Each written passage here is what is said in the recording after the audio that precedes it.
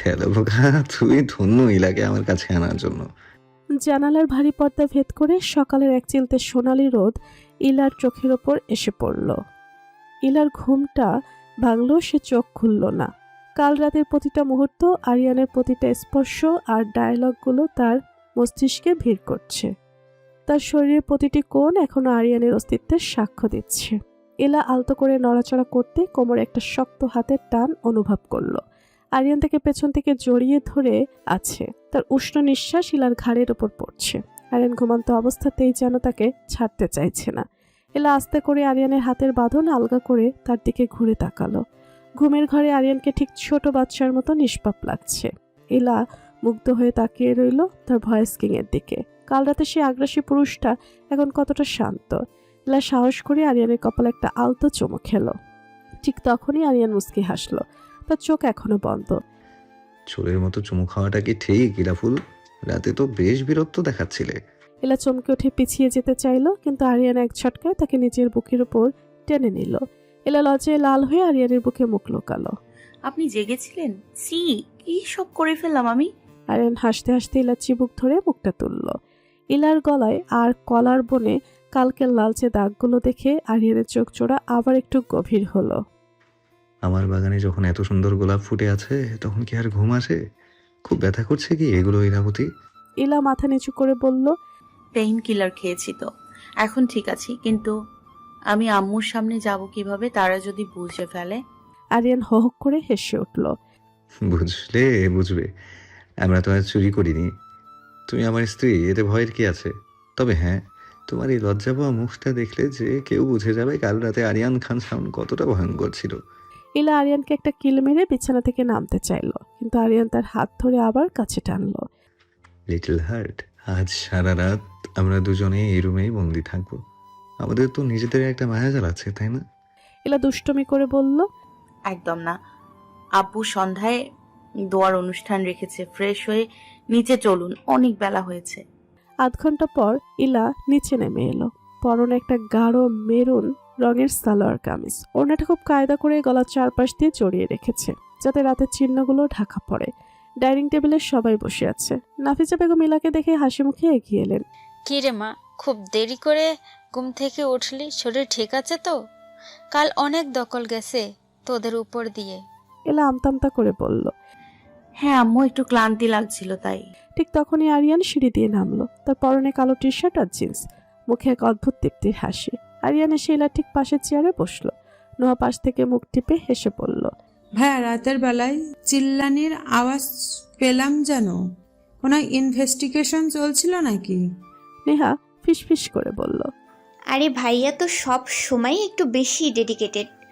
Investigation হয়তো গভীরে গেছে। আরিয়ান গম্ভীর হওয়ার অভিনয় করে বলল। তোরা বেশি বাগনা হয়ে গেছিস, খাওয়ার দিকে মন দে। ইলাফুল, তুমি কিছু খাচ্ছ না কেন? ইলা বিষম খেল আরিয়ানের কথা শুনে। সে আরিয়ানের পায়ের উপর টেবিলের নিচ দিয়ে এক লাথি মারল।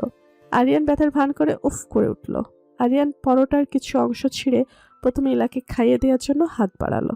এতে ইলা আরো বেশি লজ্জা পেল, কিন্তু মেহরাব খান ও নাফিজা এই মুহূর্ত দেখে মুগ্ধ হয়ে গেল। ইলা একটু লজ্জা পেয়ে আরিয়ানের হাতে খেয়ে নিল। ইলা আরিয়ানের এই ভালোবাসা দেখে আরিয়ানের বাবা মেহরাব খান হাসি মুখে বললেন, তোদের এই খুনসুটি দেখলে এখন মনে হয় সব ঝড় মুছে গেছে। সন্ধ্যার অনুষ্ঠানের জন্য সব ব্যবস্থা হয়ে গেছে। খাওয়া শেষ করে আরিয়ান ইলার কানের কাছে গিয়ে ফিসফিস করে বলল। রাতে তেলাপোকা আসবে কিনা জানি না, কিন্তু আজ হয়তো তোমার কাপড়ের ভেতরে বড় কোনো তেলাপোকা ঢুকতে পারে। ইলা বড় বড় চোখ করে তাকালো। কেন? আরিয়ান বলল, কারণ মায়াজালের রাজা তার রানীর কাছে যখন খুশি তখন ট্যাক্স নিতে আসতে পারে, আর সেই বড় তেলাপোকাটা আমি। রেডি থেকো ইলাফুল। ইলা মুস্কি হেসে আরিয়ানের থেকে দূরে সরে গেল। দিনের আলোয় আজ সব কিছুই খুব রঙিন মনে হচ্ছে। কষ্টের দিনগুলো হয়তো শেষ হয়ে গেছে, কিন্তু আরিয়ানের মায়াজাল যেন তাকে সারা জীবনের জন্য ঘিরে ধরছে। সন্ধ্যার মায়াবী আলোয় সারা বাড়িটা ঝলমাল করছে। বাড়ির ড্রয়িং রুমটা তাজা ফুলের গন্ধে মামা করছে। আরিয়ানের বাবার উদ্যোগে এ ছোট দোয়া ও খাওয়ার আয়োজন।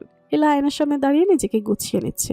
পরনে একটি বাসন্তী রঙের জামদানি শাড়ি, চোখে গাঢ় কাজল। ঠিক তখনই আরিয়ান পেছন থেকে এসে তাকে জড়িয়ে ধরল। আজ তোমাকে ঠিক কোনো রূপকথার রানীর মতো লাগছে না, বরং বাস্তবের এক মায়াবী পরী মনে হচ্ছে। ইলা লাজুক হেসে বলল। হয়েছে, এবার নিচে চলুন, গেস্টরা আসা শুরু করেছে। নিচে নামতে ইলার চোখ ছানা বড়া। সামনে দাঁড়িয়ে আছে পরি আর আদিপ। ইলা খুশিতে চিৎকার করে উঠল। পরি, আবিদ ভাইয়া, তোমরা কখন এলে? পরি ইলাকে জড়িয়ে ধরে বলল, তোদের এই ঝোড়ো হাওয়ার খবর শুনে কি আর দূরে থাকা যায়? রাতে কি হলো সেটা জানার জন্য আমরা তো টেনশনে শেষ। আদিপ হেসে আরিয়ানের কাঁধে হাত রেখে বলল, আরিয়ান ভাইয়ের কাজই তো সবসময় সারপ্রাইজ দেওয়া, তবে আজকের আসল সারপ্রাইজ কিন্তু এখনো বাকি আছে। ইলা অবাক হয়ে আরিয়ানের দিকে তাকালো। আরিয়ান রহস্যময় হাসি দিয়ে প্রধান দরজা দিকে ইশারা করলো। ঠিক তখনই সেই দরজা দিয়ে ভেতরে ঢুকলেন একদল মানুষ। তাদের দেখা মাত্রই ইলার হাতের চুড়িগুলো হালকা কেঁপে উঠল। চোখের পাতা যেন স্থির হয়ে গেল। একে একে ভেতরে ঢুকলেন রাশেদ তালুকদার, সাবিহা বেগম, তাসলিমা বেগম, করিমউদ্দিন তালুকদার এবং রায়েত তালুকদার। ইলা এক মুহূর্তের জন্য স্তব্ধ হয়ে গেল। তার নিজের পরিবারের সবাইকে এই বাড়িতে একসাথে দেখবে সেটা সে স্বপ্নেও ভাবেনি। ইলার দুচোখ বেয়ে জলের ধারা নেমে এলো। সে আর কোনো দিকে না তাকিয়ে দৌড়ে গিয়ে তার বাবের বুকে আশ্রে পড়ল। আব্বু, তুমি এসছো? রাশেদ তালুকদার মেয়ের মাথায় হাত রেখে আবেগী গলায় বললেন, তোর শ্বশুর অনেক জোর করলো আসার জন্য, তাই আর না এসে থাকতে পারলাম না। জামাইও সকালে ফোন করে অনেক রিকোয়েস্ট করেছে, তাই আমাদের আসা। ইলা মুখ তুলে আরিয়ানের দিকে তাকালো। আরিয়ান একটু দূরে দাঁড়িয়ে তৃপ্তির হাসি হাসছে। আরিয়ান তাদের এখানে হাজির করেছে শুধুমাত্র ইলার মুখে এক চিলতে হাসি দেখার জন্য। সাবিয়া বেগম ইলার চোখের পানি মুছে দিয়ে বললেন, অনেক অভিমান করেছিলে আমাদের উপর, তাই না? আর সব ভুলে যা মা, তোকে খুশি দেখতে আমরা এসেছি। বড় বাবা করিমউদ্দিন তালুকদার আরিয়ানের পিঠ চাপড়ে বললেন, মেয়েরাব ভাই, আপনার ছেলেটা রত্ন। ও যেভাবে এত তাড়াতাড়ি আমাদের মেয়েকে আপন করে নিয়েছে, এতে আমরা কৃতজ্ঞ। মেহরাব খান হাসি মুখে বললেন, কৃতজ্ঞ হবেন কেন? ও তো আপনাদেরই ছেলে। চলুন এবার সবাই মিলে দোয়ায় বসি। পুরো ড্রয়িং রুমে এক অদ্ভুত শান্তির আমেজ তৈরি হলো। মাওলানা সাহেব দোয়া শুরু করলেন। ইলা তার বাবার হাত শক্ত করে ধরে আছে, আর পাশে বসে আছে আরিয়ান। দোয়ার মাঝে আরিয়ান আলতো করে ইলার কানের কাছে মুখ নিয়ে ফিসফিস করে বলল, বলেছিলাম না ইলাফুল, আজকের সূর্যটা আমাদের জন্য নতুন এক পৃথিবী নিয়ে আসবে। তোমার ওই দু চোখের জল আমি আর সইতে পারছিলাম না। এই যে তোমার পরিবার আজ তোমার পাশে, এটাই আমার দেয়া ছোট্ট একটা গিফট। ইলা আরিয়ানের চোখের দিকে তাকালো। সেই আরিয়ান এখন এক পরম দয়ালু প্রেমিকের মতো লাগছে। ইলা মনে মনে বলল, আপনি শুধু আমার ভয়েস কিং নন, আপনি আমার জীবনের শ্রেষ্ঠ জাদুকর। দোয়া শেষ হতেই সারা বাড়িতে হাসাহাসি আর আনন্দের জোয়ার বয়ে গেল। রায়াত ইলাকে খেপাতে শুরু করলো আগের মতো। নোহান নেহা পরির সাথে মিলে আড্ডায় মেতে উঠল। কিন্তু আরিয়ানের নজর শুধু ইলার দিকে। সে যেন সুযোগ খুঁজছে কখন তার তিলবতীকে একটু একান্তে পাবে। পুরো বাড়িটা এখন হাসিতে টইটম্বুর। ইলা তার মা বাবার মাঝখানে বসে কত কথা বলছে। আরিয়ান একপাশে দাঁড়িয়ে তৃপ্তির সাথে দৃশ্যটা দেখছিল। হঠাৎ গেটের সামনে একটা লাল রঙের দামি গাড়ি এসে থামলো। সেই গাড়ির হর্নের শব্দে সবার মনোযোগ সেদিকে চলে গেল। গাড়ি থেকে নামলেন এক তরুণী। পরনে আধুনিক পোশাক, চোখে দামি সানগ্লাস, চলে স্টাইলিশ কাট। তার হাঁটার ভঙ্গিতে এক অদ্ভুত আভিজাত্য আর অহংকার মিশে আছে। মেয়েটি ভিতরে আসতে আরিয়ানের চোখ মুখ মুহূর্তের মধ্যে গম্ভীর হয়ে গেল। ইলা অবাক হয়ে তাকালো। সে মেয়েটিকে চিনতে পারছে না, কিন্তু মেয়েটির নজর সরাসরি আরিয়ানের দিকে। মেয়েটি হাসি মুখে ড্রয়িং রুমে ঢুকে পড়ল। ও মাই গড আরিয়ান, তুমি এত বড় আয়োজন করলে আর আমাকে একবার জানালেও না। I am so heart. তুমি তো এলে না, তাই আমি চলে আসলাম। সবাই চুপ হয়ে গেল। আরিয়ান ধীর পায়ে এগিয়ে এলো। নওরিন, তুমি এখানে? তোমাকে তো কেউ ইনভাইট করেনি। নরিন হাসলো। তার হাসিতে যেন বিষ মেশানো। সে এলার দিকে একবার আপাতমস্তক তাকিয়ে তার ছেলের হাসি দিয়ে আবার আরিয়ানের দিকে ফিরল। ইনভিটেশন লাগবে কেন আরিয়ান? আমাদের সম্পর্কের মাঝে কি কখনো ফর্মালিটি ছিল? আই জাস্ট হার্ড যে তুমি বিয়ে করেছো, তাই ভাবলাম তোমার চয়েসটা একবার দেখে যাই। নরিন ইলার সামনে এসে দাঁড়ালো। ইলা কিংকর্তব্য বিমূঢ় হয়ে বসে আছে। সো দিস ইজ ইলা? আরিয়ান, সিরিয়াসলি তোমার টেস্ট কি এতই নিচে নেমে গেছে? এই সাধারণ একটা মেয়েকে তুমি বিয়ে করেছো? ইলার বুকের ভেতরটা ধক করে উঠল। নরিনের কথাগুলো তীরের মতো বিচ্ছে। আরিয়ানা চুপ থাকলো না। সে এক পায়ে গিয়ে সে ইলার কাঁধে হাত রাখলো। আরিয়ানের হাতে চাপ ইলাকে সাহস দিল। নওরিন, লিমিট ক্রস করো না। ইলা আমার স্ত্রী, আমার সম্মান। আর আমার টেস্ট কি সেটা আমার ব্যক্তিগত ব্যাপার। তুমি এখানে এসেছো গেস্ট হিসেবে, চুপচাপ খেয়ে চলে যাও। বেশি কথা বললে আমার বউকে অপমান করার আগে তোমাকে বাড়ি থেকে বের করে দেবো। নওরিন একটু দমে গেল আরিয়ানের তেজ দেখে, কিন্তু সে হার মানার পাত্রী নয়। সে মেহরাব খানের দিকে তাকিয়ে বলল, মামা, আপনিও কি পাগল হয়ে গেলেন? হ্যাঁ, এসব কি হচ্ছে? নাফিজা বেগম শক্ত গলায় বললেন, নওরিনকে বলতে চাও তুমি?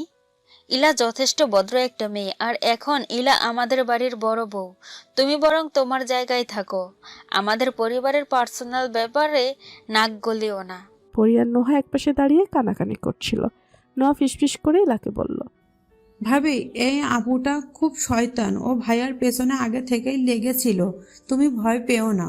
ইলা এতক্ষণ চুপ ছিল, সে উঠে দাঁড়ালো। নওরিনের চোখের দিকে তাকিয়ে শান্ত গলায় বলল, নওরিন আপু, আরিয়ানের সাথে আপনার কি হয়েছে সেটা জানি না, তবে উনি আমাকে গ্রহণ করেছেন। আর ভালোবাসায় টেস্ট নয়, বিশ্বাস আর মনের মিল থাকতে হয়। আপনি অতিথি, মেহমান হয়েই থাকুন। আরিয়ানের জীবন থেকে আপনার অধ্যায় অনেক আগেই শেষ হয়ে গেছে। নওরিন রাগে চলতে লাগলো। ইলার এই শান্ত অথচ ধারালো কথাগুলো সে হজম করতে পারল না। সে আরিয়ানের দিকে একবার তাকালো। যেখানে আরিয়ান মুগ্ধ হয়ে ইলার সাহস দেখছে, নওরিন চাপা গলায় মনে মনে বলল, মায়াজাল শুধু বুনলেই হয় না আরিয়ান, তা রক্ষা করতেও জানতে হয়। আমি এসেছি যখন, তখন কিছু একটা না করে তো ফিরছি না।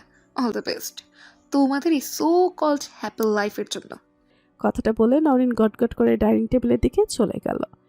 আরিয়ান ইলার হাতটা শক্ত করে ধরল। ওকে বার্তা দিও না তিলবতী, ও শুধু আমাদের অশান্তি দেখতে এসেছে। ইলা আরিয়ানের চোখের দিকে তাকালো। ওর সাথে আপনার কি সম্পর্ক ছিল আরিয়ান? আরিয়ান ইলার চিবুক ধরে হালকা করে নাড়া দিল। ওটা কোনো সম্পর্কই ছিল না ইলাফুল, ওটা ছিল শুধু একতরফা একটা জেদ। আর আমার এই মনটা সেই কৃত্রিম অহংকারটা চিনতে অনেক দেরি করে ফেলেছে। ইলা হাসলো ঠিকই, কিন্তু মনের কোনো একটা অজানা ভয় জেগে রইল। নওরিনের উদ্দেশ্য ভালো নয়, সেটা তার হাঁটা চলাতে স্পষ্ট। আজকের রাতটা কি তবে শান্তিতে কাটবে না? ডাইনিং টেবিলে এক রাজকীয় ভোজের আয়োজন করা হয়েছে। রকমারি সব খাবার সবাই মিলে একসাথে খেতে বসেছে। রওনির ইলার ঠিক উল্টো পাশে বসেছে। তার দৃষ্টি বারবার ইলার গয়নার সাজগোজের উপর দিয়ে ঘুরে যাচ্ছে। নওরিন পানির গ্লাসে চুমুক দিয়ে বাঁকা হেসে পড়ল, আরিয়ান, তোমাদের এই বাড়িটা তো বেশ লাক্সারিয়াস। কিন্তু তোমার পাশে বসে এই ইরা কেমন যেন একটু বেমানান লাগছে না? গ্রামের সহজ সরল মেয়েদের আসলে এইসব হাই সোসাইটির পরিবেশের সাথে মানিয়ে নিতে বেশ কষ্ট হয়। ইলা মাথা নিচু করলো। ইলার বাবা রাশিদ তালুকদার আর বড় বাবা করিম উদ্দিনের মুখ গম্ভীর হয়ে গেল। ঠিক সেই মুহূর্তে আরিয়ান চামচ দিয়ে ইলাসের একটা টুকরো নিজের প্লেটে নিতে নিতে বলল, সোসাইটি উঁচু না নিচু সেটা মানুষের রুচি দিয়ে বোঝা যায়। আর আমার রুচি কতটা উন্নত তা তুমি খুব ভালো করেই জানো, কারণ তুমি অনেক চেষ্টা করে এই বাড়ির ডাইনিং টেবিল পর্যন্ত পৌঁছাতে পারোনি। আমার বেডরুম তো দূরের কথা, গেস্ট হিসেবে এসেছো, গেস্টের মতো থাকো। বেশি কথা বলে নিজের লেভেলটা সবার সামনে আরো নিচু করো না। নওরিন রাগে লাল হয়ে গেল। আরিয়ান তাকে সবার সামনে সরাসরি লো লেভেল বলে দিল। ঠিক তখনই নাফিজা বেগম একটি বড় ইলিশ মাছের টুকরো ইলার প্লেটে দিতে গিয়ে বললেন, ইলামা, তুমি বড় টুকরোটা তুমি নাও, ইলিশ মাছটা খুব ফ্রেশ। রাশেদ তালুকদার মুখ খুলতে গেলেন, বেআইন, আসলে ইলা তো ইলিশ মাছ। কিন্তু তার কথা শেষ হওয়ার আগেই আরিয়ান ইলার প্লেট থেকে মাছের টুকরোটা আলতো করে সরিয়ে নিজের প্লেটে নিল। পুরো টেবিল নিস্তব্ধ হয়ে গেল। নাফিজা বেগম অবাক হয়ে তাকালেন। আম্মু, ইলা এই মাছ খাবে না। ও ইলিশ মাছ পছন্দ করলেও কাটার ভয়ে এটা খেতে চায় না। ছোটবেলা থেকে ইলিশের কাটায় ওর বড় অনীহা। আরিয়ানের কথা শুনে ইলার বাবা আর মা একদম স্থবির হয়ে বসে রইল। তাদের মেয়ের এই ছোট অবস্থা আরিয়ান জানলো কি করে? ইলার পরিবার আর আরিয়ানের পরিবারের সবাই একে অপরের মুখের দিকে তাকাচ্ছে। নওরিন অবাক হয়ে বলল, তুমি তো দেখি ওর ডায়েট চার্টও মুখস্থ করে ফেলেছো আরিয়ান। এত আদিক্ষেতা আগে তো দেখিনি তোমার মাঝে। আরিয়ান এবার নওরিনের চোখের দিকে সরাসরি তাকিয়ে একটা ঠান্ডা হাসি দিল। এটা আধিক্যতা নয়, একে বলে কানেকশন। যে মানুষটার অস্তিত্ব আমার প্রতিটি নিঃশ্বাসের সাথে জড়িয়ে আছে, তার ছোটখাটো অনীহা জেনে রাখা অস্বাভাবিক। এত ভালোবাসা? তো এটা কতদিনের প্রজেক্ট? আরিয়ান ইলার দিকে তাকিয়ে বলল, ইলা আমার কোনো প্রজেক্ট নয় যে ডায়েট চার্ট মুখস্থ করতে হবে। ও আমার জীবন, ওর প্রতিটা অপছন্দই আমার কাছে গুরুত্ব পায়। ইলা আরিয়ানের দিকে তাকালো। তার দু চোখ যখন কৃতজ্ঞতায় ভরে উঠেছে। আরিয়ান নিজের হাতে মাছের কাঁটাগুলো খুব সতর্কতার সাথে বেছে নিয়ে একটা পরিষ্কার মাছের টুকরো ইলার মুখে তুলে দিল। ইলা ফিসফিস করে বলল, আপনি কি করে জানলেন? আরিয়ান ইলার কানের কাছে মুখ নিয়ে মাত্র তারা শুনতে পায় এমন স্বরে বলল, ভুলে যেও না ইলাফুল, বিয়ের আগে আমি তোমার সোশ্যাল প্রোফাইলে ঘন্টার পর ঘন্টা সময় কাটিয়েছি। তোমার কোন পোস্টে কি কমেন্ট ছিল, কোথায় তুমি কাটাহীন ইলিশ মাছ চেয়েছিলে, সবই তোমার এই ভয়েস কিং এর মেমোরিতে সেভ করা আছে। ইলা লজ্জা আর আবেগে লাল হয়ে গেল। এদিকে নওরিন রাগে টেবিলের নিচে নিজের হাত মুষ্টিবদ্ধ করে রেখেছে। তার মনে হচ্ছে সে এখানে অপমানিত হতেই এসেছে। রাশেদ তালুকদার খুশি মনে বললেন, আরিয়ান বাবা, তুমি সত্যি আমাকে অবাক করলে। আমি আজ নিশ্চিত যে আমার মেয়েটাকে সঠিক হাতেই তুলে দিয়েছিলাম সেদিন। খাওয়া শেষ হতেই আরিয়ান নওরিনের দিকে তাকিয়ে বলল, নওরিন, তোমার ডিনার তো শেষ। এবার আশা করি তুমি নিজের রাস্তাটা খুঁজে নিতে পারবে। আমার তিলবতীকে আর কতক্ষণ অপলক দেখবে? নজর লেগে যাবে তো। নওরিন আর এক মুহূর্ত দাঁড়ালো না, ব্যাগটা ঝটকায় নিয়ে গটগট করে বেরিয়ে গেল। নোহার নেহা পেছনে দাঁড়িয়ে তালি বাজিয়ে হাসছে। ইলা আরিয়ানের হাতটা একটু শক্ত করে চেপে ধরল। আরিয়ান মুস্কি হেসে ইলার দিকে তাকিয়ে চোখ টিপল। আজকের অপমানটা নওরিনের জন্য সারা জীবনের শিক্ষা হয়ে রইল। রাত তখন প্রায় 2টা পেরিয়ে গেছে, বাড়ির সবাই ঘুমিয়ে পড়েছে। ইলা আর আরিয়ানের রুমের জানালা দিয়ে ঠান্ডা হাওয়া আসছে। আরিয়ান বিছানায় উঠে বসলো, ইলার হাতটা আলতো করে ধরে টান দিল। ইলাফুল, উঠো, চলো ছাদে যাই। ইলা চোখ ডলতে ডলতে উঠে বসলো। এত রাতে কি হলো হঠাৎ? আরিয়ান মুস্কি হেসে বলল, চাঁদটা আজ খুব সুন্দর, তোমার সাথে দেখতে ইচ্ছে করছে। ইলা লাজুক হাসি দিয়ে উঠে দাঁড়ালো। আরিয়ান তার হাত ধরে আস্তে আস্তে দরজা খুলে বেরোলো। সিঁড়ি বেয়ে ছাদে উঠতে উঠতে ইলা আরিয়ানের হাতটা আরো শক্ত করে চেপে ধরলো। ছাদের দরজা খুলতেই ঠান্ডা হাওয়া এসে দুজনের মুখে লাগলো। আকাশটা পরিষ্কার, পূর্ণিমা চাঁদটা যেন সাদা আলো ছড়িয়ে দিচ্ছে পুরো ছাদে। দুজনে ছাদের এক কোণায় গিয়ে দাঁড়ালো। আরিয়ান ইলাকে সামনে টেনে নিয়ে তার পেছন থেকে জড়িয়ে ধরলো। দুজনে চোখ চাঁদের দিকে। ইলা ফিসফিস করে বলল, কি সুন্দর, যেন স্বপ্নের মতো। আরিয়ান তার কানের কাছে মুখ নিয়ে বলল, তুমি যতটা সুন্দর, চাঁদ তার কাছে কিছুই না। ইলা লজ্জায় মাথা নিচু করলো। আরিয়ান পকেট থেকে একটা কিটক্যাট চকলেট বের করে ইলার সামনে ধরলো। এটা তোমার জন্য। ইলা চোখ চকচক করে উঠল। কিটক্যাট? আরে আপনি জানেন না আমি এটা কতটা পছন্দ করি, কবে থেকে খাইনি। সে খুশিতে লাফিয়ে উঠল। আরিয়ানের গলা জড়িয়ে ধরে চুমু দিল গালে। আরিয়ান হেসে চকলেটটা খুলে দিল। ইলা একটা স্টিক নিয়ে মুখে দিল। চকলেট গলে যাচ্ছে তার ঠোঁটে। চোখ বন্ধ করে মজা নিচ্ছে। আরিয়ান চুপচাপ তাকিয়ে আছে ইলার দিকে। তার চোখে একটা গভীর মায়া, ভালোবাসা আর একটু দুষ্টুমি মিশে আছে। ইলা চোখ খুলে দেখলো আরিয়ান এভাবে তাকিয়ে। লজ্জা পেয়ে হাসলো। কি দেখছে এভাবে? তোমাকে। তুমি যখন খুশি হও পুরো দুনিয়াটা আলো হয়ে যায়। ইলা আরেকটি স্টিক মুখে নিল, কিন্তু এবার ঠোঁটের কাছে ধরে রাখলো। তারপর দুষ্টু হাসি দিয়ে আরিয়ানের দিকে এগিয়ে গেল। খেয়ে দেখুন কত ইয়াম্মি এটা। আরিয়ান হেহেক করে হাসলো। ইলা চকলেটটা তার ঠোঁটের কাছে ধরতেই আরিয়ান আলতো করে বাইট দিল। চকলেটের অর্ধেকটা তার মুখে চলে গেল, বাকিটা ইলার মুখে। ইলা চোখ বড় করে জিজ্ঞেস করলো, কেমন লাগলো? টেস্টি না? আরিয়ান চকলেট চিবিয়ে একটু থেমে বলল, বুঝতে পারলাম না, দাঁড়াও আবার টেস্ট করে দেখি। এই বলে সে ইলার কোমর ধরে টেনে নিল খুব কাছে। ইলা চমকে উঠল। আরিয়ান তার ঠোঁটে আলতো করে চুমু দিল, প্রথমে নরম, তারপর একটু গভীর। চকলেটের মিষ্টি স্বাদ মিশে গেল দুজনের ঠোকরে। ইলার হাত থেকে চকলেটটা পড়ে গেল, কিন্তু দুজনের খেয়ালই নেই। চুমু ভাঙতে ইলা লজ্জায় মুখ লুকালো আরিয়ানের বুকে। বজ্জাত, চকলেটের টেস্ট নাকি এভাবে নেওয়া হয়? আরিয়ান হাসতে হাসতে তার চুলায় হাত বুলিয়ে বলল, চকোলেটের না, তোমার টেস্ট নিলাম। আর এটা পৃথিবীর সবচেয়ে মিষ্টি, কোনো চকোলেট এই মিষ্টির কাছে আসতে পারবে না।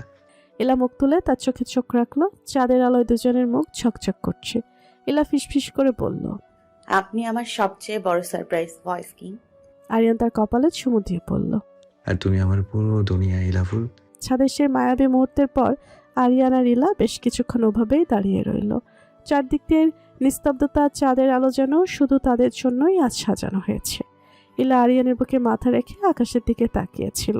হঠাৎ আরিয়ান ওর কানের কাছে মুখ নিয়ে ফিসফিস করে বলল, ইলাফুল, রাত তো অনেক হলো, এবার নিচে চলো, কাল সকালে আবার তাড়াতাড়ি উঠতে হবে। ইলা একটু আলসেমি করে বলল, আর একটু থাকি না, এই বাতাসটা খুব ভালো লাগছে। আরিয়ান মুস্কি হেসে ইলার কপালে নাক ঘষে দিয়ে বলল, নিচে না গেলে কিন্তু বাকি চকোলেটগুলো আমি একাই সাবার করে দেবো।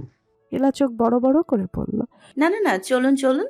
দুজনে হাত ধরাধরি করে সিঁড়ি দিয়ে নিচে নেমে এলো। রুমে ঢোকার পর আরিয়ান দরজাটা লক করে দিয়ে ইলার দিকে তাকালো। আরিয়ানের দৃষ্টিতে এখন আবার সেই নেশা জেগে উঠেছে। ইলা বুঝতে পেরে একটু দূরে সরে যেতে চাইলো, কিন্তু আরিয়ান এক ঝটকায় ওকে টেনে নিজের সাথে মিশিয়ে নিল। চকোলেটের স্বাদ তো শেষ হয়নি ইলাফুল। আরিয়ানের গলার স্বর এখন অনেক বেশি গভীর। ইলা কাপা কাপা স্বরে বলল, এখন তো রাত অনেক হয়েছে, ঘুমাবেন না? আরিয়ান ইলার ঘাড়ের কাছে নিজের নাক ডুবিয়ে দিয়ে বলল, আজ আমার চোখের ঘুম আর শরীরের ক্লান্তি সব তুমি কেড়ে নিয়েছো ইলাফুল। এত সুন্দর বউ পাশে রেখে আমি কি ঘুমাতে পারি? আরিয়ান আলতো করে ইলার কানের লতিতে ঠোঁট ছোঁয়ালো। ইলার সারা শরীরে বিদ্যুৎ খেলে গেল। ও নিজের চোখ দুটো শক্ত করে বন্ধ করে আরিয়ানের শার্ট আঁকড়ে ধরল। আরিয়ান ইলার সারা মুখে ছোট ছোট অজস্র চুমু দিতে লাগলো। ওর প্রতিটি স্পর্শ ছিল ভালোবাসার একটা পরশ। আরিয়ান ইলাকে নিয়ে বেডে এসে শুয়ে পড়ল। ও ইলার গায়ে চাদরটা ঠিক করে দিয়ে ওর বুকের ওপর মাথা রেখে শুল। আরিয়ান ডাকলো, ইলা ফুল, ইলা মৃদু আওয়াজ করলো, হুম। সারা জীবন এইভাবেই থেকো আমার পাশে।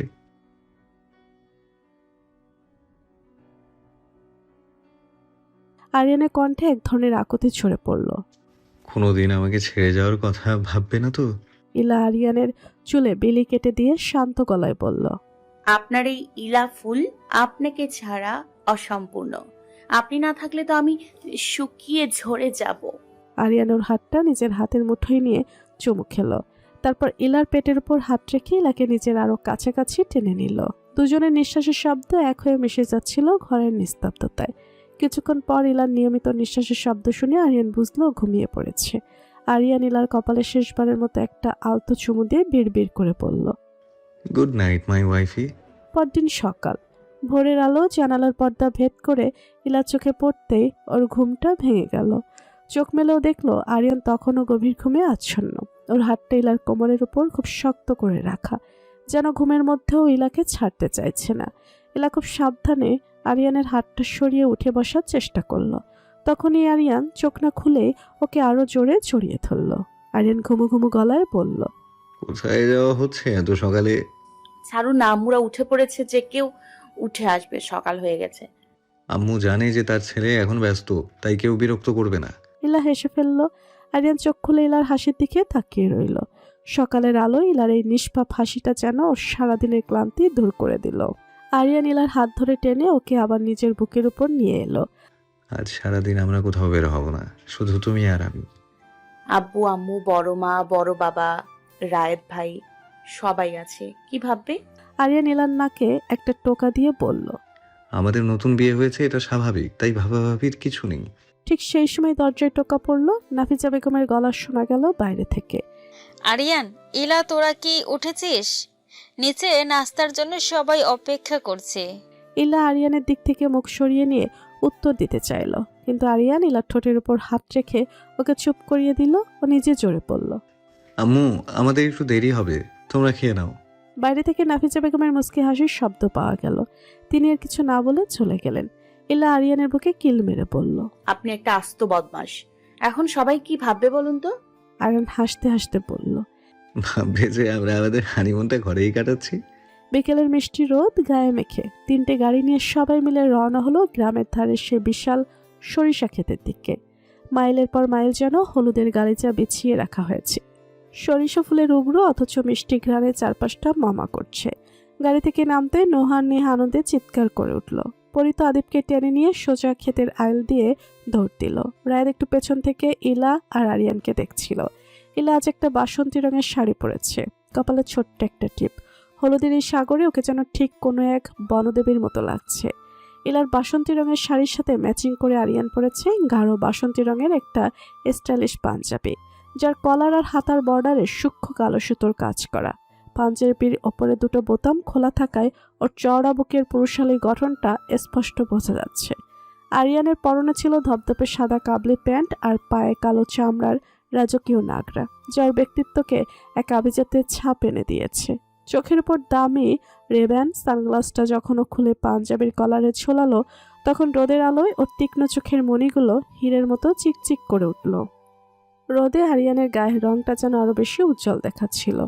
আরিয়ানের ডান হাতে দামি মেটাল ঘড়ি আর চুলে সে চিরচেনা কেয়ারলেস স্টাইল, সব মিলিয়ে আরিয়ানকে এতটাই হ্যান্ডসাম লাগছিল যে পাশে দাঁড়িয়ে থাকা ইলাও বারবার মুগ্ধ হয়ে আর চোখে নিজের স্বামীকে দেখছিল। নেহা আর নোহা তো ফিদা হয়ে মুখ টিপে হাসছিল।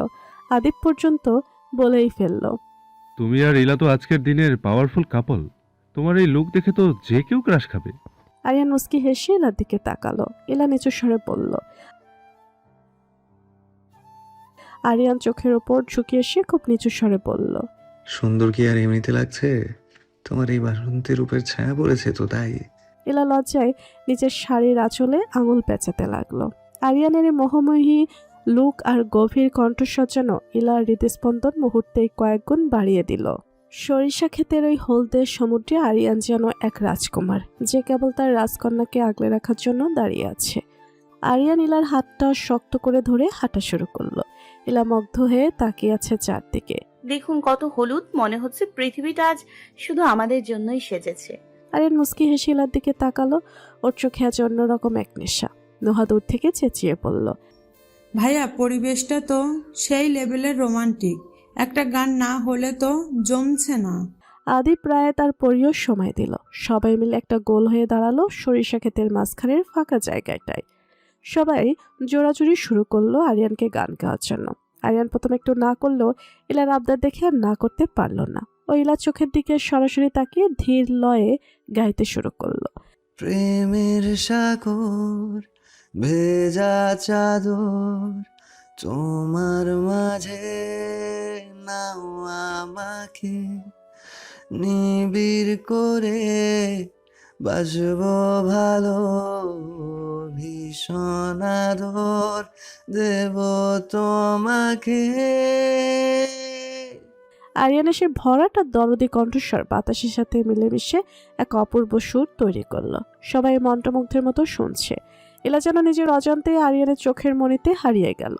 আরিয়ান গান গাইতে গাইতে ইলার খুব কাছে সরে এলো। ওর চোখের দৃষ্টিতে এক তীব্র টান, যেন গানের প্রতিটি শব্দ শুধু ইলার জন্যই বলছে। গান শেষ হতেই চারদিকে হাততালির রোল পড়ে গেল। উফ ভাইয়া, তোমার ভয়েসটা সত্যিই জাদুকরি। ভাবি তো পুরো ফিদা। ইলা লজ্জায় লাল হয়ে মাথা নিচু করে হাসছিল। আরিয়ান আলতো করে ইলার কানের পাশে ঝুঁকে ফিসফিস করে বলল, গানটা গাওয়া তো শুধু শুরু ইলাফুল, পুরো জীবনটা তোমাকে এভাবেই গান গেয়ে শোনাবো। সবাই যখন ছবি তুলতে ব্যস্ত, আরিয়ান সুযোগ বুঝে ইলার হাত ধরে একটু আড়ালে নিয়ে গেল। লম্বা সরিষা গাছগুলোর আড়ালে দুজনে একদম একা। আরিয়ান ইলার কোমর জড়িয়ে ধরল।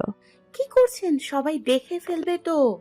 দেখুক, আমি আমার বউকে ভালোবাসছি, এতে লুকানোর কিছু নেই। আরিয়ান ইলার চিবুক ধরে মুখটা একটু উঁচু করলো। হলদে ফুলের পরাগ ইলার নাকে লেগে আছে। আরিয়ান নিজের আঙুল দিয়ে সেটা মুছে দিতে দিতে খুব কাছে চলে এলো। ইলার নিঃশ্বাস দ্রুত হয়ে উঠল। সরিষা খেতে সে নির্জনতায় আরিয়ান ইলার কপালে একটা দীর্ঘ চুমু আঁকলো। ঠিক তখনই আদিব দূর থেকে চিৎকার করে উঠল, ভাইয়া তোমরা কোথায়? ইলা তড়িঘড়ি করে আরিয়ানের বুক থেকে সরে দাঁড়ালো। আরিয়ান একটা বিরক্তিসূচক শব্দ করে হাসলো। এই ছেলেটা সবসময় আমার রোমান্সে জল ঢেলে দেয়। ইলা খিলখিল করে হেসে আরিয়ানের হাত ধরে আবার সবার কাছে ফিরে এলো। আজকের দিনটা তাদের স্মৃতির পাতায় এক সোনালি হলুদ দিন হিসেবে লেখা হয়ে রইল। সরিষা খেতে সে সোনালি বিকেলের রেশ কাটতে না কাটতেই সূর্যমামা পাটে বসার তোড়জোড় শুরু করলো। আকাশের বুক জুড়ে তখন আবির খেলা চলছে। আরিয়ানরা সবাই মিলে ধীর গতিতে গাড়ি নিয়ে বাড়ির দিকে রওনা হলো।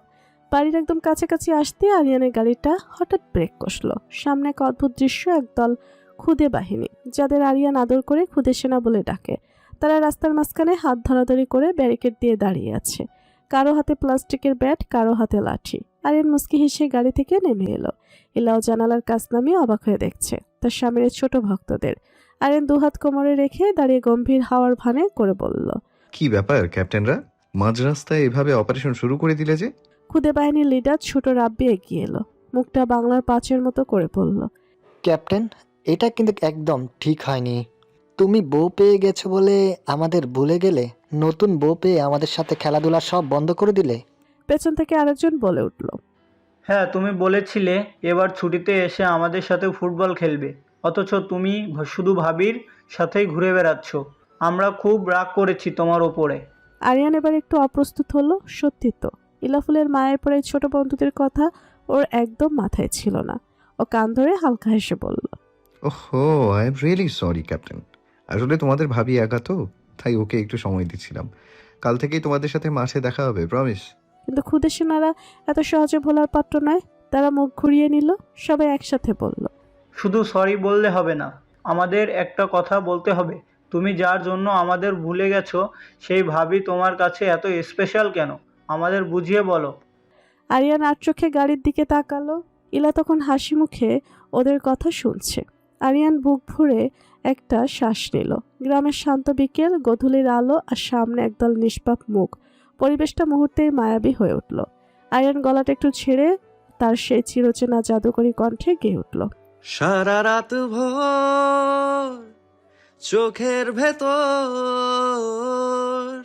স্বপ্নে তোমার আনাগোনা, নেমে আসে ভোর থাকি তবু ঘর হাওয়ায় হাওয়ায় জানা শোনা।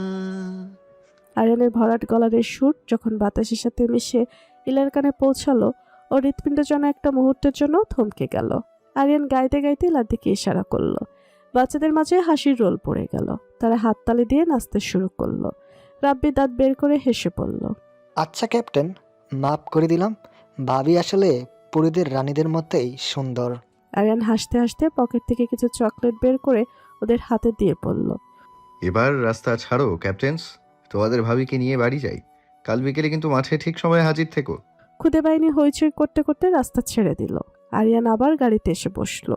এলা ওর দিকে তাকাতেই দেখলো আরিয়ান তখনও গুনগুন করছে। এলা লাজুক হেসে বলল, আপনি কি সবসময় এভাবে মানুষকে গান শুনিয়ে ভুলিয়ে রাখেন? আরিয়ান গাড়ি স্টার্ট দিয়ে এলার একটা হাত নিচের মুঠোয় নিয়ে বলল, সবাইকে না ইলাফুল, শুধু আমার জিন্দেগানিকে খুশি রাখতে আমি 7 সমুদ্র 13 নদী পার করতে পারি।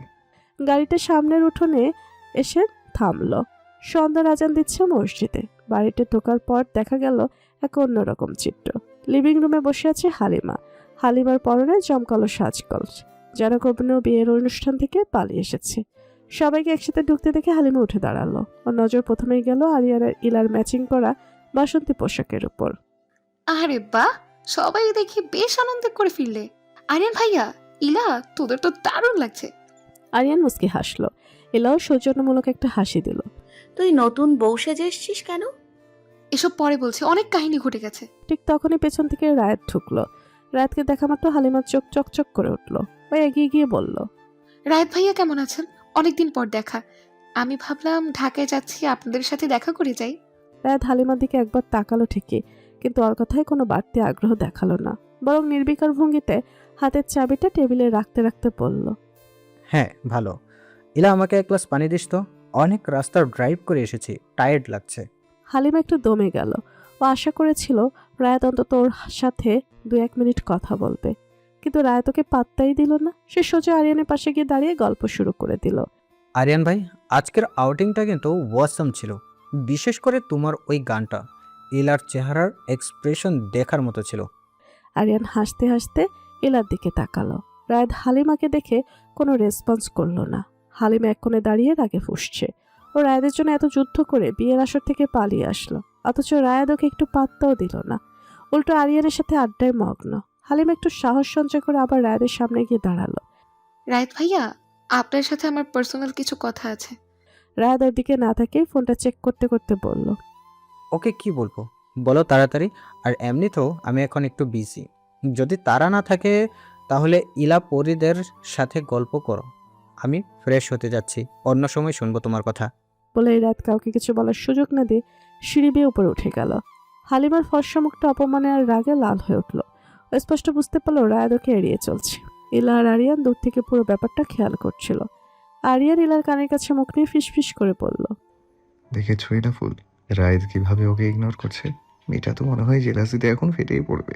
ইলা আরিয়ানের দিকে তাকিয়ে নিচু স্বরে বলল, বেচারি হালিমা। রায়ত ভাইয়া এমন কেন? মেয়েটা তো ওনার জন্যই এসছে। আরিয়ান বাঁকা হেসে বলল, সবাই তো আর আমার মতো ভাগ্যবান না যে মনের মানুষের সাথে বাসন্তী রং মিলিয়ে সরিষা খেতে ঘুরতে যাবে।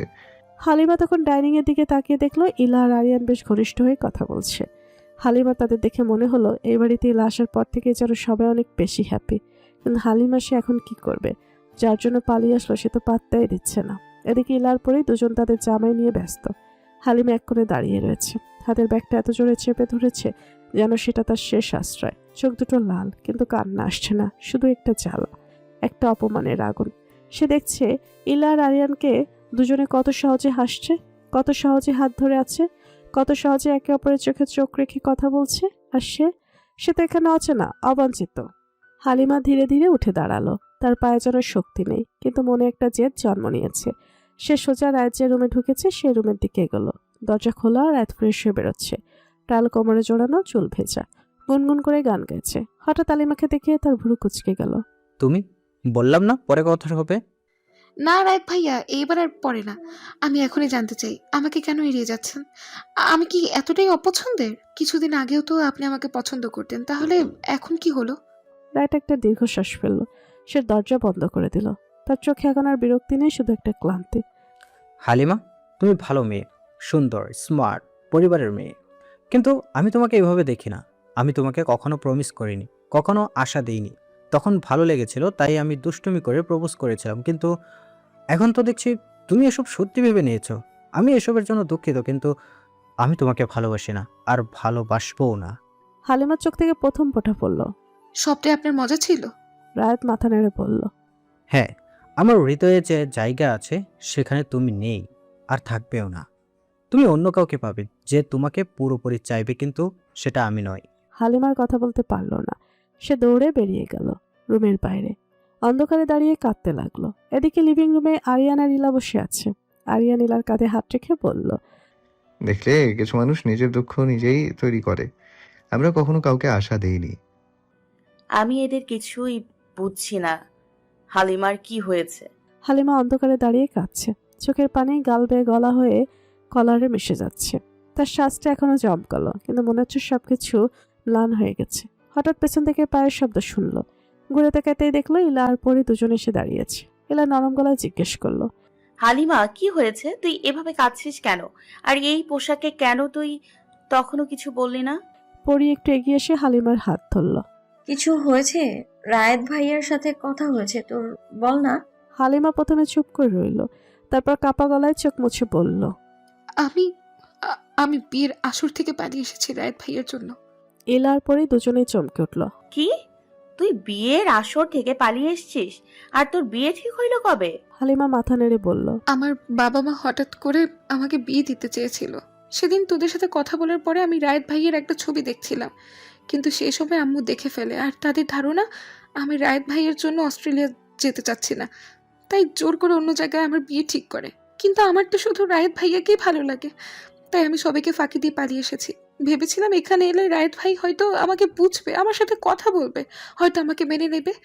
কিন্তু এখানে এসে শুনলাম রায়েত ভাই আমাকে ভালোই বাসে না। সবটা তার মজা ছিল, আর আমি সত্যি ভেবে নিয়েছি। পরি হালিমাকে জড়িয়ে ধরল। আরে বোকা মেয়ে, কেন এত বড় সিদ্ধান্ত নিলে? একা আমাদের বলতে পারতি। সে অপশন ছিল না, আমার ফোন নিয়ে নিয়েছিল, তাই তোদের জানাতে পারিনি। ইলা চুপ করে শুনছিল। তার চোখে একটা দুঃখ আর সহানুভূতি। সে ধীরে ধীরে বলল, হালিমা, সব বুঝলাম, কিন্তু তুই রায়েত ভাইয়ের প্রেমে উষ্টা খাইলি কিভাবে? জানি না রে, কবে কিভাবে ভালোবেসে ফেলেছি। শোন, রায়েত ভাইয়া খুব ভালো মানুষ না, ও একটা প্লে বয়। তুই রায়েত ভাইয়ের সবকিছু জেনেও কিভাবে ভালোবাসলি? ভাইয়ার মনে যদি তুই না থাকিস তাহলে জোর করে কিছু হবে না। তুই এত বড় ঝুঁকি নিলি কেন? বাড়িতে তোর মা, বাবা, ভাই নিশ্চয়ই চিন্তায় আছেন। হালিমা কাঁদতে কাঁদতে বলল, আমি জানি, কিন্তু এখন আমি কি করব? আমি আর ফিরতেও পারবো না। ওরা আমাকে জোর করে বিয়ে দিয়ে দেবে। আমি চাই না, আমি তো শুধু রায়েত ভাইয়াকে চাই। ইলা হালিমার কাঁধে হাত রাখলো। শোন, আজ রাতটা রেস্ট নে, কাল সকালে আমরা সবাই মিলে রায়েত ভাইয়াকে বোঝানোর চেষ্টা করব। কিন্তু শোন হালিমা, ভালোবাসা জোর করে হয় না। যদি রায়েত ভাই তোকে না চায় তাহলে তুই নিজেকে কষ্ট দিবি না, প্রমিস কর। তুই অনেক সুন্দর, অনেক ভালো মেয়ে, তোর জন্য কেউ অপেক্ষা করছে কোথাও হয়তো বা। হালিমা চোখ মুছে ইলার দিকে তাকালো। তুই কি করে এত শান্ত ছিলি রে ইলা? তোরা আরিয়ান ভাইয়ার মধ্যে যে ভালোবাসা দেখি, আগের কথাগুলো মনে পড়লে মনে হয় তখন যদি কষ্ট না করতি তাহলে আজ এত সুখী থাকতে পারতি না। আমি তো সেরকম চাই। আমি রায়েত ভাইয়ের জন্য অপেক্ষা করব। ইলা মৃদু হেসে পড়ল, আমরা দুজনেই তো অনেক কষ্ট পেয়েছি, অনেক ভুল বোঝাবুঝি, অনেক অপেক্ষা, কিন্তু শেষে যা হওয়ার তাই হয়েছে। তুইও ধৈর্য ধর, তোর ভালোবাসা সত্যি হবে। রায়েত ভাইকে তুই অবশ্যই পাবি। পরি হালিমার হাত ধরে বলল, চল ভেতরে চল, আজ রাতটা রেস্ট কর, কাল সকালে সব ঠিক করে নেব। হালিমা মাথা নেড়ে তাদের সাথে ভেতরে গেল। রাত গভীর হলো। আরিয়ান আর ইলা ছাদে দাঁড়িয়ে আছে। আরিয়ান ইলাকে জড়িয়ে ধরে বলল, আজকের ঘটনাটা শুনলে? হালিমা রায়েদের জন্য বিয়ের আসর থেকে পালিয়ে এসেছে। ইলা একটা দীর্ঘশ্বাস ফেলল। হ্যাঁ, বেচারি অনেক কষ্ট পাচ্ছে। আমি কাল ওর বাবা মায়ের সাথে কথা বলবো। তার আগে রায়েত ভাই কি চায় সেটা জানতে হবে। আরিয়ান ইলার কপালে চুমু দিয়ে বলল, তুমি সবসময় সবার ভালো চাও, কিন্তু মনে রেখো সবার ভালোবাসা একরকম হয় না। কারোর জন্য হয়তো অন্য কেউ অপেক্ষা করছে। ইলা আরিয়ানের বুকে মাথা রাখলো। আবার এমনও হতে পারে আমরা যাকে চাই সেও আমাদের জন্য অপেক্ষা করছে।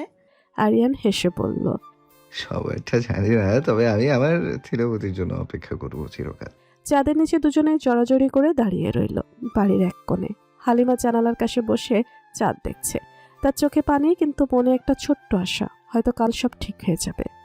রাতের নিস্তব্ধতা কাটিয়ে ভোরের আলো ফুটতেই তালুকদার বাড়িতে এক চাপ উত্তেজনা ছড়িয়ে পড়ল। ডাইনিং টেবিলে নাস্তার আয়োজন করা হয়েছে, কিন্তু কারো মনে স্বস্তি নেই। হালিমা মাথা নিচু করে বসে আছে, তার চোখ দুটো ফোলা। একটা সুতি কামিজে তাকে বড্ড অসহায় লাগছে। আরিয়ান আর ইলা নিচে নামতেই দেখলো ইলার বড় বাবা করিমউদ্দিন আর রাশেদ তালুকদার গম্ভীর মুখে বসে আছেন। মেহরাব খানের সাথে গল্প করছেন। নাফিজা বেগম হালিমাকে জোর করে এক গ্লাস দুধ খাওয়াতে চাইছেন, কিন্তু সে বারবার না করে দিচ্ছে। ঠিক সেই মুহূর্তে রাত ক্যাজুয়াল শার্ট পরে শীষ দিতে দিতে নিচে নামলো। সবাইকে ওভাবে বসে থাকতে দেখে তার শীষ থেমে গেল। Good morning everyone. কি ব্যাপার, সবাই কি কোনো শোকসভা পালন করছে নাকি? করিমউদ্দিন তালুকদার কড়া গলায় বললেন। রায়েত, এদিকে আয়, তোর সাথে জরুরি কথা আছে। রায়েত পরিস্থিতি বুঝতে পেরে একটু সোজা হয়ে বসলো। এলা পাশে দাঁড়িয়ে রায়েতের দিকে সরাসরি তাকালো। রায়েত ভাইয়া, হালিমা গতকাল যা বলেছে তা কি তুমি জানো?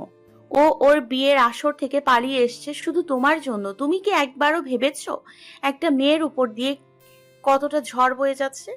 রায়েত একটা বাঁকা হাসি দিল, যা দেখে হালিমা আরো বেশি কুকড়ে গেল। ইলা শোন, আমি আগেও বলেছি, এখনও বলছি, আমি ওকে পালিয়ে আসতে বলিনি। ও ইমোশনাল হয়ে একটা ভুল ডিসিশন নিয়েছে, তার দায়ভার আমি কেন নেব? ভালোবাসা কি কোনো চ্যারিটি যে আবদার করলে দিয়ে দেব? হালিমা এবার ঝরঝর করে কেঁদে ফেললো। আরিয়ান রায়েদের কাঁধে হাত রেখে বলল। রায়েদ, ভালোবাসা চ্যারিটি নয় ঠিকই, কিন্তু রেসপন্সিবিলিটি তো বটে। তুমি যদি ওকে পছন্দ নাই করতে, তবে ওর মনে এই আশাটা কেন ঢুকিয়েছিলে? একটা মেয়ের আবেগ নিয়ে খেলা করাটা তোমার মতো স্মার্ট ছেলের কাছে কাম্য ছিল না। রাত কিছুক্ষণ চুপ করে রইল, তারপর বড় বাবার দিকে তাকিয়ে বলল। বড় আব্বু, আমি জানি আমি ভুল করছি। ফ্লার্ট করা বা মজা করা আমার স্বভাব হতে পারে, কিন্তু আমি কাউকে বিয়ে করার কথা ভাবিনি। এখন তোমরা যদি আমাকে জোর করো, তবে আমি হয়তো ওকে বিয়ে করব, কিন্তু ও কোনোদিন আমার মনে জায়গা পাবে না। হালিমা, তুমি কি সারা জীবন একটা শূন্য মানুষের সাথে থাকতে চাও? হালিমা উঠে দাঁড়িয়ে রায়েদের সামনে গিয়ে দাঁড়ালো, তার চোখে এখন আগুনের আভা। আমি শূন্যতা নিতেই এসেছি রায়েত ভাইয়া। আপনি আমাকে না ভালোবাসেন, অন্তত করুণা তো করবেন না।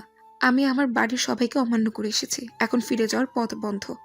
আপনি যদি আমাকে আশ্রয় না দেন, তবে আমার মৃত্যু ছাড়া আর কোনো পথ নেই।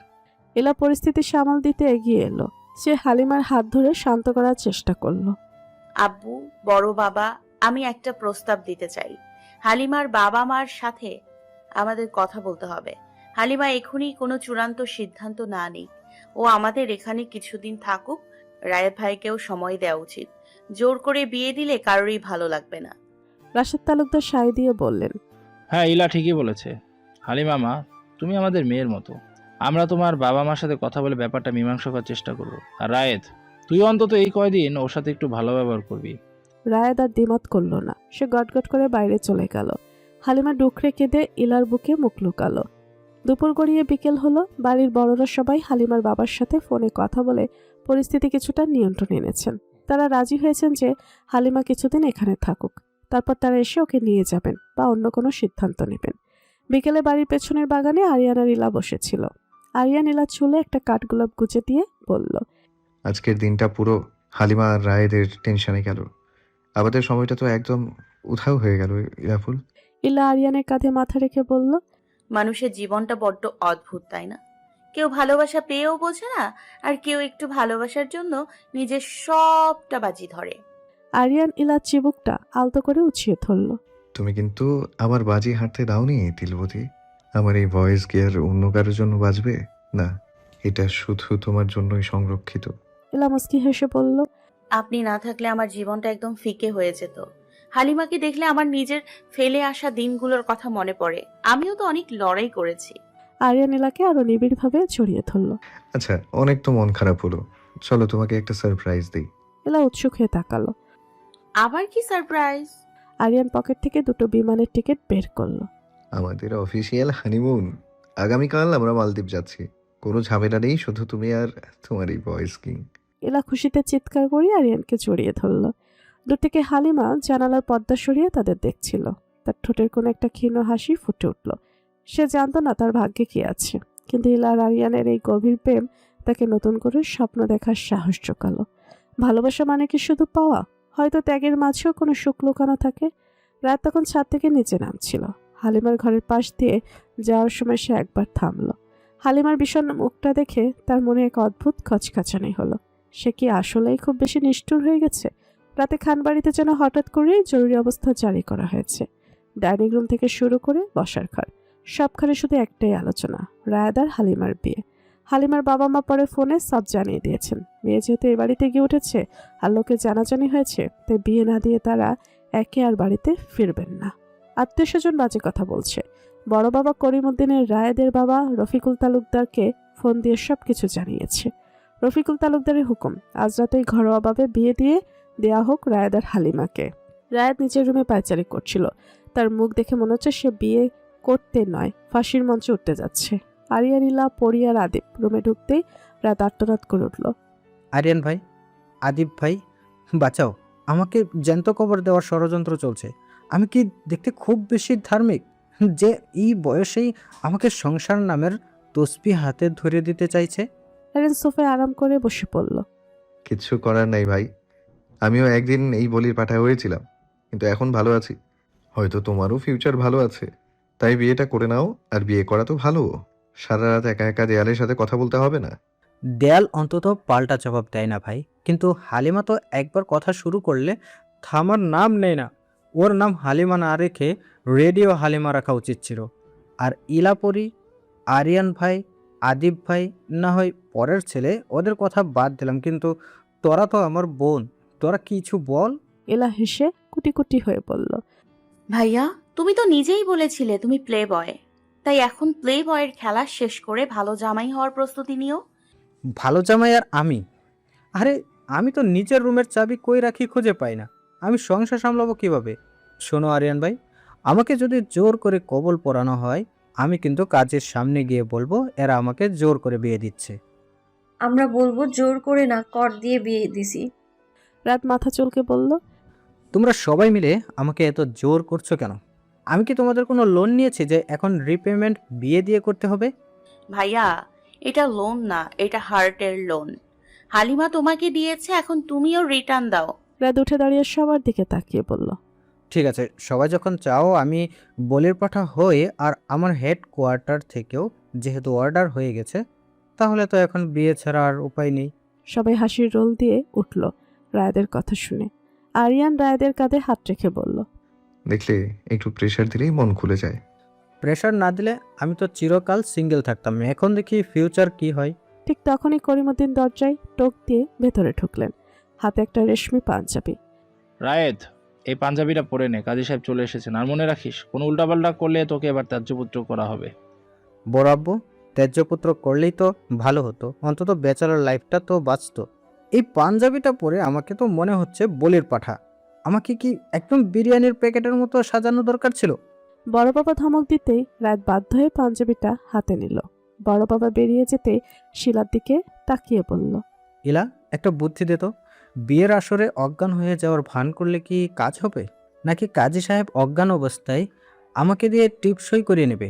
আরিয়ান হেসে বলল, তোমার যা ফিগার, অজ্ঞান হলেও কেউ তোকে কোলে তুলতে পারবে না। তার চেয়ে লক্ষ্মী ছেলের মতো বিয়েটা করে ফেলো। হালিমা মেয়েটা তোমাকে সত্যিই ভালোবাসে। রাত পাঞ্জাবিটা গায়ে চড়াতে চড়াতে আয়নায় নিজেকে দেখলো আর বিড়বিড় করে বলল, আয়না ভাই, শেষবারের মতো দেখে নাও এক মুক্ত পুরুষকে। এরপর থেকে এই চেহারায় শুধু শপিং ব্যাগ আর বাজার করার টেনশন ছাড়া আর কিচ্ছু দেখা যাবে না। হে আল্লাহ, কবুল বলার সময় যেন আমার মুখ দিয়ে না না বেরিয়ে যায়। বিয়ের আসরে হালিমাকে লাল বেনারসিতে বেশ সুন্দর লাগছে, যদিও তার চোখ দুটো এখনো ভেজা। সে ভয়ে ভয়ে রায়েদের দিকে তাকাচ্ছিল। কাজী সাহেব খাতা খুলে বসলেন। বাবা বায়ের, তুমি কি 30 লক্ষ টাকা মোহরানা ধার্যে হালিমা সরকারকে স্ত্রী হিসেবে কবুল করে নিচ্ছ? রাত এক মুহূর্ত চুপ করে রইল। পুরো ঘর নিস্তব্ধ। রাত একবার আরিয়ানের দিকে তাকালো, একবার হালিমার দিকে, তারপর একটা দীর্ঘশ্বাস ফেলে ফিসফিস করে পড়ল, কাজী সাহেব, ইএমআইতে মোহরানা দেওয়ার সিস্টেম আছে কি? না মানে কিস্তিতে দিলে সুবিধা হতো আর কি। আরিয়ান টেবিলের নিচ দিয়ে রায়াদের পায়ে একটা লাথি মারল। রাত বিষম খেয়ে বলে উঠল, কবুল কবুল কবুল। মনে মনে বলল, আল্লাহ, আমার উইকেট তো পড়ে গেল। মিষ্টি বিতরণের ধুম পড়ে গেল। হালিমা লজ্জায় রাঙা হয়ে গেল। রায়াত তার পাশে গিয়ে বসতেই হালিমা ফিসফিস করে বলল, আপনি কি খুব বেশি রাগ করেছেন? রায়াত হালিমার দিকে তাকিয়ে একটা দীর্ঘশ্বাস ফেলে বলল, রাগ করে কি লাভ হালিমা বেগম? এখন তো তুমি আমার লিগ্যাল হোম মিনিস্টার। শুধু একটা রিকোয়েস্ট, সপ্তাহে অন্তত একদিন আমাকে বন্ধুদের সাথে আড্ডা দিতে দিও, আর সিঙ্গেল ডে পালন করতে দিও, না হলে আমি পাগল হয়ে যাব। একসাথে এত শর্ট নিতে পারবো না। ইলা আর আরিয়ান পাশ থেকে হাসছে। আরিয়ান ইলার হাতটা শক্ত করে চেপে ধরল। দেখলেন তো, শেষ পর্যন্ত রায়েত ভাইয়াও ধরা পড়ে গেল। আরিয়ান ইলার কানে মুখ নিয়ে বলল, ধরা তো সবাইকেই পড়তে হয় ইলাফুল। কেউ পড়ে ভয়ে, আর কেউ পড়ে আমার মতোই সুন্দর মায়া জালে।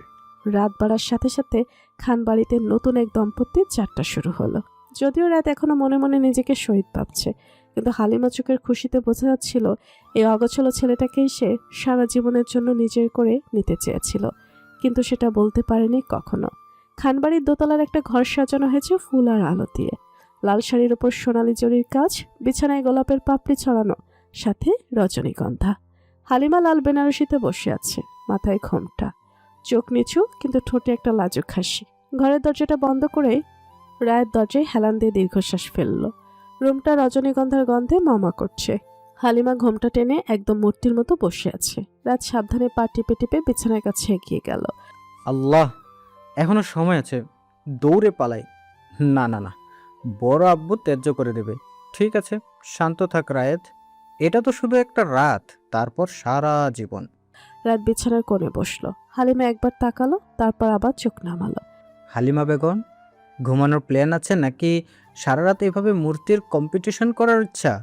হালিমা আস্তে করে ঘুমটা সরালো। তার চোখ দুটো এখনো লাল, কিন্তু মুখে একটা জয়ের হাসি। সে ফিসফিস করে বলল, আপনি কি আমার উপরে এখনো রেগে আছেন? না, রাগ করিনি, কিন্তু শোনো হালিমা, আগে ভাগে ক্লিয়ার করি, আমি কিন্তু কোনো রোমান্টিক হিরো না। মুভিতে যেমন বাসর রাতে ছেলেরা গয়না দেয়, শাড়ি দেয়, আমি সেসব আনিনি। আমি শুধু এক প্যাকেট চিপস আর 2টা ডেইরি মিল্ক এনেছি, তবে 2 জন ভাগ করে খাবে। এটা আদিব ভাই বলেছে যে বাসর রাতে বউকে কিছু দিতে হয়, তাই এটা নিয়ে এসেছি। হালিমা অবাক হয়ে তাকিয়ে থাকলো। রাত পকেট থেকে চিপসের প্যাকেট বের করতে করতে আবার শুরু করলো, দেখো কাজী সাহেব তো আমাকে 30 লক্ষ টাকার মোহরানা নামক ডেথ ওয়ারেন্টে সই করিয়ে নিয়েছে। এখন আমার কাছে শুধু তোমার ওই ভালোবাসার কিস্তি ছাড়া দেওয়ার মতো কিচ্ছু নেই। তুমি কি রাজি এই আজীবনের দেনা বহন করতে? হালিমা হেসে ফেলল রাতকে এই অবস্থায় দেখে। তার সব অভিমান ধুয়ে গেল। আরে হেসো না, সিরিয়াসলি বলছি। আর হ্যাঁ, মাঝরাতে আমাকে ঘুম থেকে তুলে বলতে পারবে না, ওগো শুনছো, একটা তেলাপোকা দেখলে আমি নিজেই খাটের নিচে লুকিয়ে যাই। আর তোমাকে বাঁচাবো কই থেকে? হালিমা রাতের হাতটা ধরল।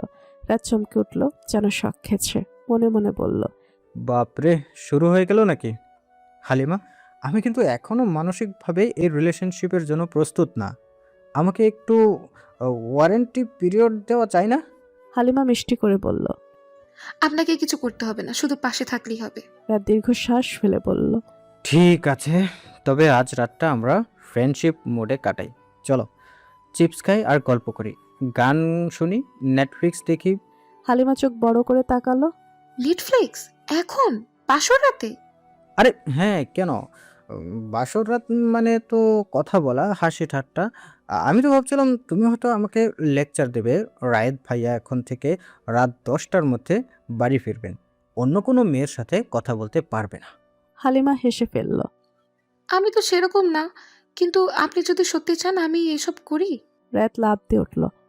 না না, কখনোই না, বাদ দাও এসব। তাহলে চলো ফোনটা বের করি, কোনো সিরিজ দেখবে? মানি হেস্ট নাকি সিক্রেট গেমস? ওয়েট, বাসরাতে কি রোমান্টিক কিছু দেখা উচিত? হালিমা লজ্জায় মুখ ঢেকে ফেলল। না না আল্লাহ, আপনি সত্যি পাগল। রাত হঠাৎ বিছানায় শুয়ে পড়ল, হাত মাথার পেছনে। আজ আপাতত ঘুমাও, আমার আপাতত চিন্তা করি কালকে আরিয়ান ভাইদের মালদ্বীপ যাওয়ার প্ল্যানটা ভেস্তে দেওয়া যায় কিভাবে। কেন আপনি এটা করবেন কেন? কারণ আমার একা একা জেল খাটতে ভালো লাগছে না, তাই তাদের চাইতে দিব না।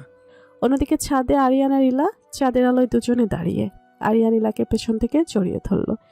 ইলাফুল, আজ রায়েদের বিয়ে দেখে মনে হলো আমি আমাদের বিয়েটা দেখলাম, যখন তুমি আর আমি দুজনেই এই বিয়েতে রাজি ছিলাম না। ইলা পেছন ফিরে আরিয়ানের দিকে তাকালো। হ্যাঁ, হ্যাঁ, তখন ছিলাম না, কিন্তু এখন আমরা দুই দেহ এক প্রাণ হয়ে গেছি। আরিয়ান ইলার ঠোঁটে আলতো চুমু দিল। এই রাতগুলো শুধু তোমার আর আমার, কোনো টেনশন নেই, শুধু তুমি, আমি আর এই চাঁদ। ইলা আরিয়ানের বুকে মুখ লোকালো। আপনার ভয়েসটা শুধু আমার জন্য গাইবে? আরিয়ান হেসে গুনগুন করে উঠল। হে সোনা ভাজি প্রেমের সাগরে মোহনা, কতটা দূর নেই জানা, প্রেম সে তো বাধা মানে না, মানে না। আরিয়ান ইলাকে কোলে তুলে নিয়ে রুমে চলে গেল। ইলা নীল রঙের শাড়ি পরেছিল, চাঁদের আলো জানালা দিয়ে ইলার মুখে এসে পড়েছে। আরিয়ান ঘুরে তাকালো, তার চোখে তখন ভালোবাসার এক অতল সমুদ্র। জানো ইলাফুল, আজকের চাঁদটা যেন তোমার রূপের কাছে হিংসে করে মেঘের আড়ালে লুকানোর চেষ্টা করছে। ইলা লাজুক হেসে আরিয়ানের শার্টের বোতাম দিয়ে নাড়াচাড়া করতে করতে বলল, আপনি সবসময় এত সুন্দর করে গুছিয়ে মিথ্যে বলেন কিভাবে? আরিয়ান এক ঝটকা ইলাকে কাছে টেনে নিল। ইলার নিঃশ্বাস আরিয়ানের বুকের উপর আশ্রে পড়ল। আরিয়ান ইলার কানের কাছে মুখ নিয়ে এসে ভরাট নেশাগ্রস্ত কণ্ঠে বলল, এটা মিথ্যা নয় ইলাফুল, এটা আমার হৃদয়ের সেই আওয়াজ যা শুধু তোমার কানেই পৌঁছায়। কাল আমরা যখন এই নীল জলরাশির দেশে পৌঁছাবো, তখন পুরো পৃথিবীটা আমাদের কাছে থেমে যাবে। ইলা আরিয়ানের চোখের দিকে তাকালো। আরিয়ান আলতো করে ইলার কপালে একটা দীর্ঘ চুমু আঁকলো। তার স্পর্শে ইলা শিউরে উঠল। ভয়েসের মায়া জালে তো অনেক আগে থেকেই জড়িয়েছিলে, এখন আমার জীবনের প্রতিটা নিঃশ্বাসে জড়িয়ে গেছো। তুমি কি জানো ইলাফুল, তোমাকে ছাড়া আবার এই রাজকীয় জীবনটাও কতটা অর্থহীন? ইলা ফিসফিস করে বলল, আমি জানতাম না ভয়েস কিং, আপনারই একটা ভয়েস শুনেই এতটা পাগল হয়ে যাব। আমার সবটা হারিয়ে ফেলবো। আমি ভেবেছিলাম আপনাকে হয়তো পাবো না, কিন্তু আজ আপনাকে পেয়ে মনে হচ্ছে আমি পুরো পৃথিবীটা জিতে নিয়েছি। আরিয়ান ইলার চিবুকটা উঁচিয়ে ধরে তার ঠোঁটের খুব কাছে মুখ নিয়ে গেল। দুজনের উত্তপ্ত নিঃশ্বাস এক হয়ে মিশে যাচ্ছিল। চলো মালদ্বীপের আগে আমাদের এই ছোট্ট স্বর্গে কিছুক্ষণ হারিয়ে যাই। আরিয়ান ইলাকে পাজা কোলে করে কোলে তুলে নিল। ইলা লজ্জায় তার বুকে মুখ লুকালো। ভালোবাসা যেন আজ তার পূর্ণতা খুঁজে পেয়েছে এই এক চিলতে সুখের ঘরে। সকাল 8টা। খানবাড়িতে একটা রণক্ষেত্রের মতো অবস্থা। আরিয়ান আর ইলা রেডি হয়ে তাদের ব্যাগ গুছিয়ে লিভিং রুমে এসেছে। আরিয়ানের হাতে পাসপোর্ট আর মালদ্বীপের টিকিট। ইলা একটা হালকা গোলাপি রঙের সালোয়ার কামিজ পরেছে। চোখে মুখে ভ্রমণের উত্তেজনা, কিন্তু তাদের সামনে জমদূতের মতো দাঁড়িয়ে আছে রায়েত। রায়েত দুহাত প্রসারিত করে সিঁড়ির সামনে দাঁড়িয়ে আছে। তার পাশে হালিমা বেচারি অপ্রস্তুত হয়ে মুখ টিপে হাসছে। রায়েদ, রাস্তা ছাড়ো, এভাবে পথ আটকে রেখেছো। আমাদের এয়ারপোর্টে যাওয়ার সময় হয়ে গেছে, দেরি হলে ফ্লাইট মিস হবে। ফ্লাইট মিস হবে না ভাই, ফ্লাইট আজ আকাশেই উঠবে না, কারণ আমি সিদ্ধান্ত নিয়েছি তুমি আর ইলা কোথাও যাচ্ছ না। আদিবার পরিও ব্যাগ নিয়ে তৈরি হয়ে আছে বাড়ি যাওয়ার জন্য। আদিব ভুরু কুচকে বলল, কি রায়েত, পাগল হয়ে গেলে নাকি? ওদের হানিমুন, ওরা যাবে, তুমি কেন বাগড়া দিচ্ছ? বাগড়া দিচ্ছি না আদিব ভাই, আমি ডেমোক্রেসি রক্ষা করছি। কাল রাতে আমি প্ল্যান করেছি এদের যাওয়া কিভাবে ভেস্তে দেওয়া যায়। এমনি রেডিও হালিমার সাথে বিয়ে দিয়ে জীবনের 12টা বাজিয়ে দিয়েছ। এখন ভাবো, আমি যদি একা এই রেডিও হালিমার সাথে যুদ্ধ করি আর আরিয়ান ভাই আর ইলা মালদ্বীপের বিচে ডাব খাবে, এটা কি ইনসাফ? I declare a national emergency. তোমার এই ভূত তাড়ানোর জন্য ওঝা ডাকবো। তোমার বিয়ের সাথে আমাদের মালদ্বীপ যাওয়া কেন বন্ধ হবে? কারণ আমি আপনাদের দুজনের পাসপোর্টের ওপর চা ঢেলে দিয়েছি। বলে একগাল হাসলো। এলা আতকে উঠে বলল, কি? তুমি আমাদের পাসপোর্টে চা ঢেলে দেবে? আরে না না, ভয় পাস না, চা ঢালবো না। আসলে পাসপোর্ট দুটো আমি হালিমাকে দিয়ে লকারে সেভ করে রাখবো, আর তারপরে চাবি বাথরুমে ফেলে দেব, আর তালা ভাঙতে ভাঙতে তোমাদের ফ্লাইট মিস হয়ে যাবে। হালিমা ফিসফিস করে বলল, ইলা তোরা তাড়াতাড়ি যা, ও সারা রাত প্ল্যান করেছে, তোদের যেতে দেবে না। রাত হালিমার দিকে তাকিয়ে চোখ রাঙালো। হালিমা বেগম, দল বদল করবে না। তুমি এখন আমার লিগ্যাল ওয়াইফ। আমার সিক্রেট ফাঁস করা তোমার ডিউটির বাইরে। আরিয়ান এবার রাতকে কলার ধরে টান দিল, কানে ফিসফিস করে বলল, তোমার মনে হয় মামা ডাক শোনার ইচ্ছে নেই, আমি বুঝতে চাচ্ছি।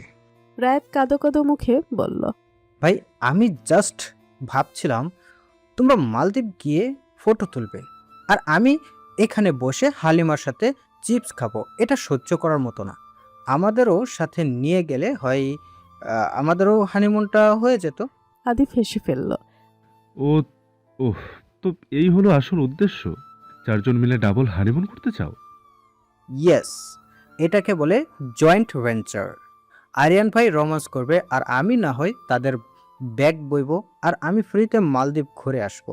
যাওয়া তখনই কনফার্ম হবে যখন আমার আর হালিমার টিকিট কনফার্ম হবে। আরিয়ান ইলার দিকে তাকালো। ইলা হাসতে হাসতে শেষ। ওদের কথা মেনে নিন, না হলে এই পাগল আজ এয়ারপোর্ট পর্যন্ত গড়াগড়ি খাবে। আরিয়ান একটা দীর্ঘশ্বাস ফেলে ফোন বের করলো। তুমি একটা আস্ত বজ্জাত রায়েদ। ঠিক আছে, ট্রাভেল এজেন্সিকে কল দিচ্ছি, আরো দুটো টিকিট বাড়াতে বলছি। এবার রেডি হও। এই তো আমার লক্ষ্মী ভাই। হালিমা, যাও তাড়াতাড়ি ব্যাগ গুছিয়ে নাও, আমাদের ফ্রি নিমন শুরু হতে যাচ্ছে। মনে রেখো, আমরা কিন্তু সেখানে ডিস্টার্ব করতে যাচ্ছি না, আমরা যাচ্ছি ব্যাকগ্রাউন্ড মিউজিক দিতে। ইলা আর আরিয়ান একে অপরের দিকে তাকিয়ে হাসলো। মালদ্বীপের যাত্রাটা যে শুধু রোমান্টিক হবে না, বরং রায়াদের বদলে একটা কমেডি সার্কাসে পরিণত হবে তা বলাই বাহুল্য। পুরো ড্রয়িং রুমে তখন হাসির রোল। বাড়ির বড়রা সবাই হাসছিলেন। এয়ারপোর্টে পৌঁছেও রায়াত থামছে না। সে ইমিগ্রেশন অফিসারের কাছে গিয়ে বলছে, অফিসার দেখুন তো, আমাদের চারজনকে দেখে কি মনে হয় আমরা কোনো মিশনে যাচ্ছি? আসলে আমরা যাচ্ছি নীল পানির নিচে কে কতক্ষণ নিঃশ্বাস বন্ধ করে থাকতে পারে তার কম্পিটিশন করতে। অফিসার অবাক হয়ে তাকাতেই আরিয়ান রায়াতকে টেনে নিয়ে গেল।